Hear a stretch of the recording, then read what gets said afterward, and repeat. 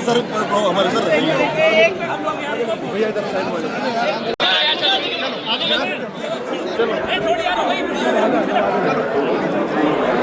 थोड़ा गैप बना दो भाई चलो काम चांद भाई चलो इधर विकास चलिए चलिए आराम से चलिए चलो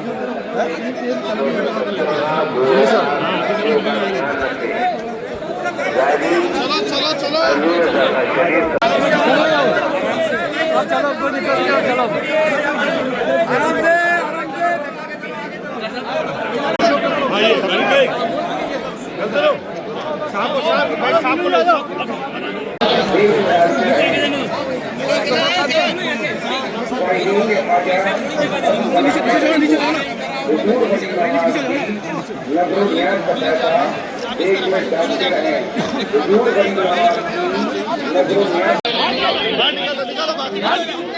अरे साइड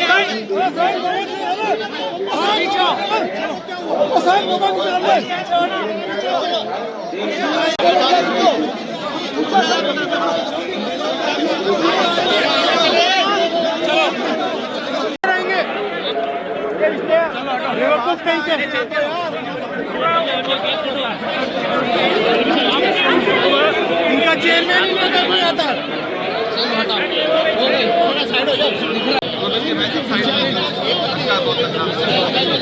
चलो आ जाओ आ जाओ आ जाओ आ जाओ आ जाओ चलो यार बिल्कुल यार आराम से दलील भाई अंदर जगह करा के चलो भैया चलो चलो चलो चलो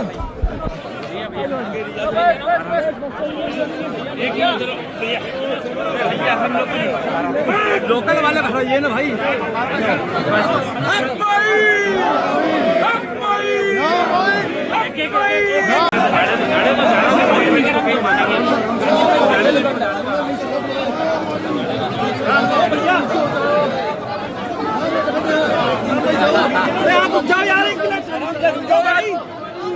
जाओ यार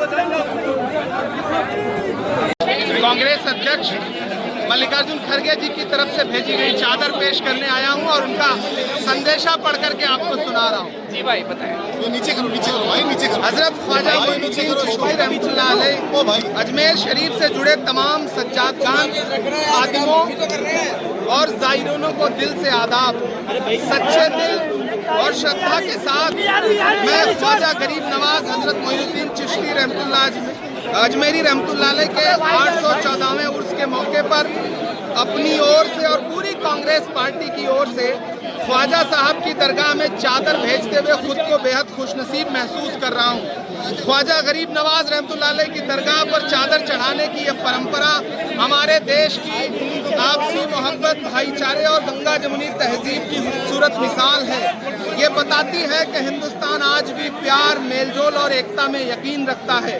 आज के समय में जब देश में लोकतंत्र, संविधान और सामाजिक भाईचारे को लेकर कई तरह की चुनौतियां सामने हैं, तब ख्वाजा साहब की सीख सबके लिए मोहब्बत, किसी से नफरत नहीं, हमें सही रास्ता दिखाती है। नफरत और बांटने की राजनीति समाज को कमजोर करती है और देश की तरक्की में रुकावट बनती है।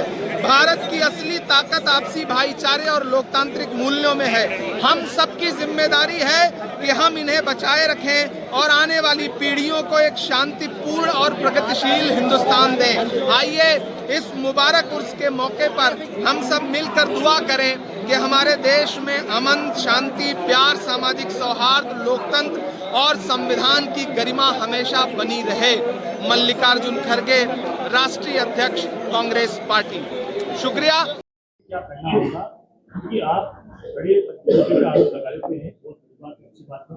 उन्होंने रीजन भी बताया गिनवाए बिहार के हार के कारण क्या है, उनको लेकर कोई मंथन करती है। देखिए, हार के कारण कांग्रेस पार्टी की कमजोरियां नहीं है। कांग्रेस पार्टी जमीन पर पूरी मजबूती के साथ खड़ी है। राहुल गांधी जी 4000 किलोमीटर भारत जोड़ो यात्रा करते हैं, लाखों नहीं बल्कि करोड़ों की तादाद में कन्याकुमारी से कश्मीर तक लोगों से मिलते जुलते हैं। राहुल गांधी हर मुद्दे पर, देश के मुद्दे पर जनता के साथ खड़े हैं। एक सुबह वो हरियाणा में किसानों के बीच में धान रोकते खड़े हैं, एक सुबह वो ट्रक ड्राइवरों के साथ खड़े हैं, एक सुबह प्रतियोगी परीक्षाओं के जो प्रतिभागी हैं उनके साथ खड़े हैं, एक सुबह वो सब्जी मंडी में लोगों के साथ खड़े, लोगों की पीड़ा में शामिल हैं।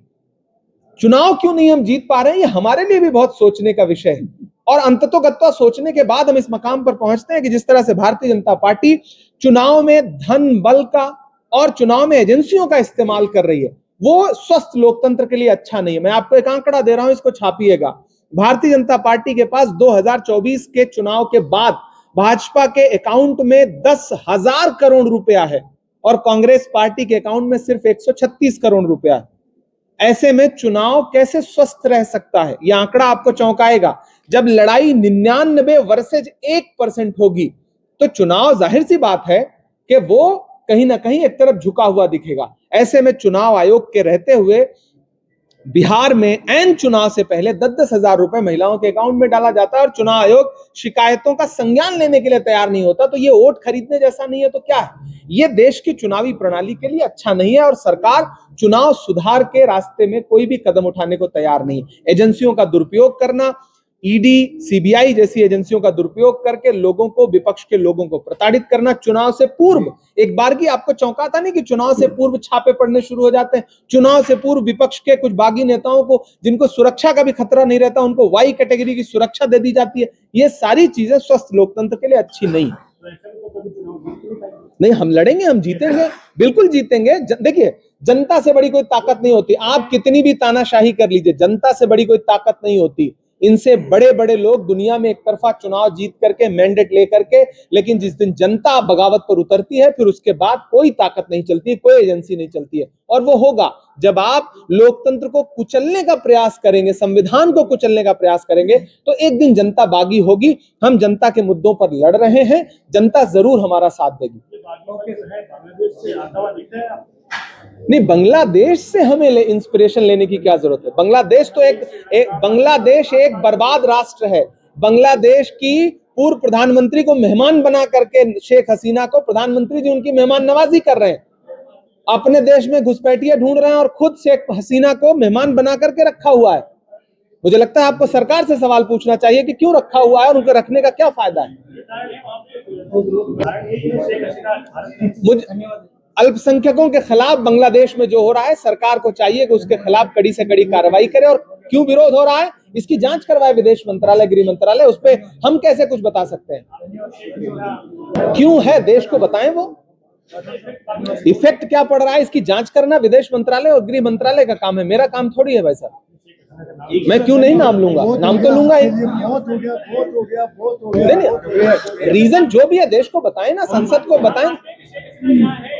नहीं, हम रीजन, हम किसी नतीजे पे नहीं पहुंच सकते। ये मीडिया का काम है, आप खोजबीन करिए, आप निष्कर्ष निकाल के देश के सामने रखिए। ये विपक्ष का काम थोड़ी है, ये सरकार और मीडिया और लोकतंत्र के सारे स्तंभों का काम है। आपने इसको नोटिस किया हो दोस्तों, इस संदर्भ के अंदर कभी कुछ कांग्रेस ने, प्रधानमंत्री जी ने अपने भाषणों में मंगलसूत्र छीनने की बात की थी। सच में तो बहनों के, माओं के माथे का मंगलसूत्र तो ये सरकार छीन रही है, इतना महंगा कर रही है। ये जो मोनोपोली है, आपका जो सवाल है दरअसल वो मोनोपोली से संबंधित है। ये सरकार किसी चीज की महंगाई रोकने के लिए न तो प्रतिबद्ध है और न रोकना चाहती है, न रोक पा रही है, क्योंकि सरकार का बाजार पर कोई नियंत्रण नहीं रह गया है और उल्टा अपनी गलतियां मानने को भी तैयार नहीं। आप इनसे कहिए कि डॉलर के मुकाबले रुपया गिर रहा है तो ये आपको बताएंगे कि नहीं, देश तो विकसित हो रहा है। जब भी आप इनसे चीजों की महंगाई पर कोई सवाल करिए, ये आपको पड़ोसी देश और पता नहीं कहां कहां उलझा देंगे। सच बात यह है कि चांदी और सोना दोनों लगातार महंगा होता जा रहा है और सरकार उस चीज पर नियंत्रण नहीं रख पा रही है। लोगों की शादियों में बेटियों को आभूषण देने के लिए पैसे नहीं हैं, ये बहुत दुखद स्थिति है। नहीं, मुझे आज तक हैरत है कि धनखड़ जी ने इस्तीफा क्यों दिया। मेरा तो सवाल देश की सरकार से यह है कि धनखड़ जी ने इस्तीफा दे दिया। राजस्थान के बेटे थे वो, किन्हीं कारणों से आपने जबरदस्ती इस्तीफा दे दिया या उन्होंने ले लिया या दे दिया उन्होंने। लेकिन मुझे आज भी अफसोस है, राजस्थान को सवाल पूछना चाहिए कि राजस्थान के बेटे ने अगर इस्तीफा दे दिया था तो फिर उनका विदाई समारोह क्यों नहीं आयोजित किया गया, जबकि आज तक जितने भी उपराष्ट्रपति हुए हैं या कोई भी इस पद पर बैठा हुआ व्यक्ति रहा हो जिसने चेयर किया है, उसको हमेशा विदाई दी गई है। विदाई न देना एक तरह का अपमान है। सरकार गिर रही थी क्या? मुझे लगता है ये सवाल आप बहुत देर में पूछ रहे हैं। तात्कालिक आपने सवाल पूछा होता तो शायद मैं जवाब देता। अब गंगा जी में बहुत पानी बह गया है। हम सारे लोग, प्रियंका गांधी जी ने देश की संसद में बोला, मैंने खुद बाकायदा सोशल प्लेटफॉर्म पे जो हमारे एक हिंदू भाई जो वहां पर अल्पसंख्यक हैं उनके साथ जो घटना घटी और बर्बर घटना घटी, इससे पता चलता है कि बांग्लादेश में सरकार नाम की कोई चीज नहीं है। कांग्रेस का एक एक नेता इस तरह की घटना के खिलाफ बोल रहा है, लेकिन मुझे बहुत अफसोस है कि भारतीय जनता पार्टी की सरकार न तो कुछ बोल रही है न तो कुछ कर रही है। पड़ोस में अल्पसंख्यकों पर इतने बर्बर हमले हो रहे हैं, उनको मारा जा रहा है और हमारी सरकार हाथ पर हाथ धरे बैठी है। यह बहुत ही शर्मनाक है। प्रधानमंत्री जी, विदेश मंत्री जी, गृह मंत्री जी, रक्षा मंत्री जी, बताएं इस देश को कि आप बांग्लादेश में अल्पसंख्यकों की सुरक्षा सुनिश्चित करने के लिए क्या करेंगे। देश जानना जा रहा है। सिर्फ भाषण देंगे या कोई उचित कार्रवाई भी करेंगे? सर, डॉलर के मुकाबले जो रुपया है कौन विकसित भारत आप बना रहे हैं? $1 91 रुपए के पार पहुंच गया। देश की संसद में सुषमा स्वराज जी ने भाजपा की नेता सदन रहते हुए यह भाषण दिया था कि जब जब रुपए की कीमत गिरती है तब तक प्रधानमंत्री की गरिमा गिरती है। आज रुपए डॉलर जो है, डॉलर वो प्रधानमंत्री की उम्र के पार निकल गया। तब सेलिब्रिटीज ट्वीट करते थे कि शुक्र है हमारे अंडरवियर का नाम डॉलर नहीं है वरना, लेकिन आज स्थिति है कि कोई बात करने को तैयार नहीं। अब जब आप ये कहते हैं कि डॉलर ऊपर जा रहा है, रुपया नहीं गिर रहा है, तो मेरा सवाल है कि फिर पड़ोसी देशों की करेंसी क्यों नहीं गिर रही है? दरअसल वित्त मंत्री जी इस देश को गुमराह कर रही हैं। जब प्रधानमंत्री मनमोहन सिंह जी ने देश नरेंद्र मोदी जी के हाथ में दिया था तब $1 58 रुपए के बराबर था, आज 91 रुपए के पार चला गया। इससे शर्मनाक स्थिति क्या हो सकती है? चुनाव तो देख रहे हैं। देखिए, सरकार बहुमत का नाजायज फायदा उठा रही है। ये हर चीज बेच देना चाहते हैं। कल तक जो एफडीआई के खिलाफ थे आज 100% एफडीआई लेकर के आ रहे हैं। कल तक जो निजीकरण के खिलाफ थे आज न्यूक्लियर पावर तक में निजीकरण ला रहे हैं। ये सीधे सीधे चंद उद्योगपतियों को फायदा पहुंचाने के लिए काम कर रही है सरकार। राहुल जी ने कहा था हम दो हमारे दो। ये सरकार अब तो हम दो हमारे दो नहीं बल्कि हम दो हमारे एक पर काम कर रही है और एक का नाम आप सबको पता है। ये सरकार सारे छत्तीसगढ़ से लेकर के राजस्थान तक जल जंगल जमीन एक व्यक्ति को सौंप दे रही है। और अब देश की संसद में कानून ला करके निजीकरण को जिस तरह से बढ़ा रही है सरकार, अपने पुराने मुख्यमंत्री रहते हुए नरेंद्र मोदी जी के भाषण उठा करके देख लीजिए। भाजपा वालों को भी सुनना चाहिए। कल तक जिन चीजों का विरोध करते थे आज प्रधानमंत्री रहते हुए उन्हीं कामों को करने के लिए खुद कानून ला रहे हैं। आप ये मानते हैं क्या? आज भी जारी है, ऐसा यह आज भी विवादों की घेरे में कांग्रेस का आरोप है कि लगातार बीजेपी उनके वोट काट रही है, जबकि बीजेपी का कहना है कि वो घुसपैठिए जो लोग हैं उनको हटा रही है। क्या ब्राजील की वो महिला जिसके 200 जगह पर वोट हैं वो घुसपैठिया है? वो घुसपैठिया है तो वो भाजपा के बूथों पर जाकर के भाजपा को वोट क्यों दे रही है? जिन राज्यों में चुनाव आता है वहां आपको घुसपैठिए मिल जाते हैं। झारखंड में चुनाव था तो भाजपा के नेता बढ़ चढ़ के कह रहे थे यहाँ घुसपैठिए हैं। कहाँ है घुसपैठिए? दिल्ली का चुनाव था तब गृह मंत्री जी घुसपैठिया निकाल रहे थे। बिहार का चुनाव था तब घुसपैठिया निकाल रहे थे। आप बताइए, कागज पर डेटा दीजिए, चुनाव आयोग डेटा देगी आपने कितने घुसपैठिए निकाले। ये भाषणों में लफाजी करना बंद करिए। एसआईआर का मकसद अगर आप वोटर लिस्ट की सफाई करना चाहते हैं तो फिर बिहार में एसआईआर होने के बावजूद वोटर लिस्ट में फर्जी वोट कैसे हैं? क्या चुनाव आयोग इसका जवाब देगा? राहुल गांधी 3 प्रेस कॉन्फ्रेंस कर चुके हैं, आज तक चुनाव आयोग ने एक भी जवाब नहीं दिया है। देश की संसद में चुनाव सुधार पे बहस हुआ, विपक्ष के नेताओं को बोलने नहीं दिया, माइक बंद कर दिया गया। मैं खुद राज्यसभा में उस बिल पर बोल रहा था, 3 मिनट का समय था, चेयर ने बोलने नहीं दिया। जब तक मैंने कहा कि जब तक हम बीमारी नहीं बताएंगे तब तक इलाज कैसे होगा, लेकिन चेयर कहती रही कि चुनाव आयोग का नाम मत लीजिए। चुनाव आयोग विवादों के घेरे में है, चुनाव आयोग पर राहुल गांधी जी प्रेस कॉन्फ्रेंस कर रहे हैं और चेयर कहती है कि नहीं आप नाम मत लीजिए। तो मुझे चुनाव आयोग बताए कि आप एसआईआर के जरिए वोटर लिस्ट कैसे सही कर रहे हैं और सही करने के बावजूद फर्जी वोट कैसे निकल के आ रहे हैं। कभी सवाल इससे संबंधित है? बिल्कुल, क्योंकि जो उन्होंने बात कही, भूपेंद्र यादव जी भी झूठ बोल रहे हैं और सरकार भी झूठ बोल रही है। आप कह रहे हैं कि इंटेंशन नहीं है। आप ऐसा कानून, ऐसी योजना लेकर के आए हैं कि पूरी अरावली पर्वतमाला को आप नष्ट कर देना चाहते हैं, अपने उद्योगपति दोस्तों को दे देना चाहते हैं, बेच दिया है आपने। दरअसल बात यह है, दिल्ली गैस चैम्बर बनी हुई है, अरावली पर्वतमाला राजस्थान से लेकर के हरियाणा होते हुए दिल्ली तक जाती है। क्या हरियाणा के लोग और राजस्थान के लोग ये चाहते हैं कि दिल्ली की तरह यहां भी गैस चैम्बर बन जाए? आप लोगों से उनकी जमीनें, उनके जंगल और उनका जल तीनों छीन लेना चाहते हैं। ये सरकार जल, जंगल और जमीन की दुश्मन है। अरावली पर्वतमाला उसी कड़ी की एक योजना है कि आप जो पहाड़ जिनकी वजह से हम साफ सुथरी सांस ले रहे हैं, आप लोगों के फेफड़ों से उनकी सांस तक छीन लेना चाहते हैं। ये सरकार जो कहती है बिल्कुल उसका उल्टा करती है। कह रहे हैं कि हमारी मंशा नहीं है, जनता कह रही है कि हम अरावली पर्वतमाला को बर्बाद नहीं होने देंगे। आप कह रहे हैं कि हमारी ऐसी कोई योजना ही नहीं, हमारा ऐसा कोई कानून ही नहीं। आपके पास अगर ऐसा कोई कानून नहीं तो आप सुप्रीम कोर्ट तक में जाकर के उसको डिफेंड क्यों कर रहे हैं? क्या पर्यावरण मंत्री जी बताने का काम करेंगे? आप आने वाले दिनों में पूरा ये जो यहां से पर्वतमाला जा रही है दिल्ली तक, उसके आसपास पूरी हरियाली बर्बाद कर देंगे, पहाड़ दरका देंगे, जिससे पूरा पर्यावरण का संतुलन बिगड़ जाएगा। ये बात भारतीय जनता पार्टी कह रही है। जगह जगह मॉब लिंचिंग, जगह जगह लोगों के घर तोड़ना, जगह जगह भारतीय जनता पार्टी के नेताओं के द्वारा अल्पसंख्यक समाज के बारे में, चाहे वो मुसलमान हो, चाहे ईसाई हो, चाहे दलित समाज के लोग हों, उनके खिलाफ जहरीली बातें करना। और उसके बाद अब ये बात, ये मतलब हास्यास्पद है। भारतीय जनता पार्टी सिर्फ नारा लगाती है सबका साथ सबका विकास। पूरी दुनिया में भाजपा क्या संदेशा देना चाहती है अपने देश के नागरिकों के साथ जुल्म सितम करके? सर, महात्मा गांधी नरेगा योजना को लेकर आपने कहा कि कांग्रेस पार्टी विरोध प्रदर्शन कर रही है। अभी तक कांग्रेस का जो है वो ग्रामीण पार्टी ऑलरेडी सर्कुलर जारी कर चुकी है और इस पे हम लगातार प्रदर्शन करेंगे। एक दिन प्रदर्शन नहीं करेंगे, बाकायदा पार्टी ने उसके लिए पूरे प्रोग्राम जारी किए हैं और हम जमीन पर लगातार इसके खिलाफ प्रदर्शन करेंगे। और सिर्फ प्रदर्शन नहीं करेंगे, जिस तरह कृषि काले कानूनों को मजबूर होकर के सरकार को साल भर बाद वापस लेना पड़ा था, एक दिन वैसे ही ये जो मनरेगा की नई योजना सरकार लेकर के आई है, इसको वापस लेना पड़ेगा, क्योंकि सच में ये देश के मजदूरों के अधिकार छीनने का कानून लेकर के आई है। सर,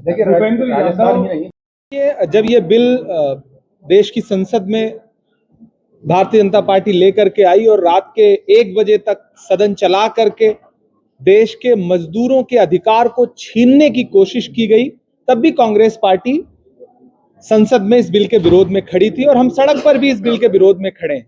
क्योंकि नाम बदलने की जो सियासत है, ये तो सिर्फ बहाना है।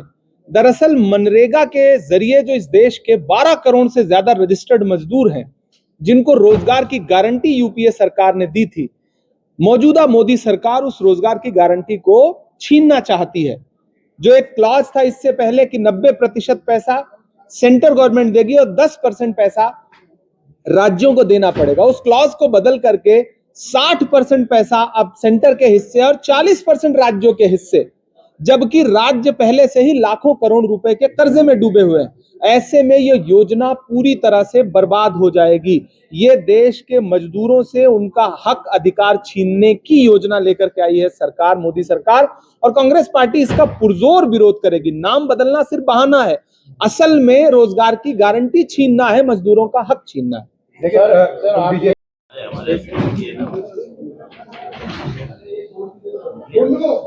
शुरू करें? आज